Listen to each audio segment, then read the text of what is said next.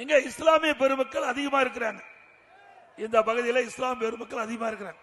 வேண்டுமென்றே திட்டமிட்டு ஸ்டாலினுடைய அரசு ஏதோ திராவிட முன்னேற்ற கழக அரசாங்கம் திமுக கட்சி தான் இந்த சிறுபான்மை மக்களுக்கு பாதுகாப்பாக இருப்பதை போல ஒரு தோற்றத்தை, மாய தோற்றத்தை ஏற்படுத்திக் கொண்டிருக்கின்றார். இஸ்லாமிய பெருமக்களும் கிறிஸ்தவ பெருமக்களும் எண்ணி பார்க்க வேண்டும்.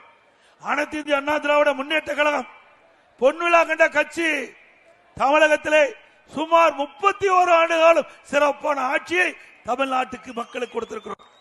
31 ஆண்டு கால ஆட்சி பொற்கால ஆட்சி, மக்கள் போட்டுக்கிட்ட ஆட்சி.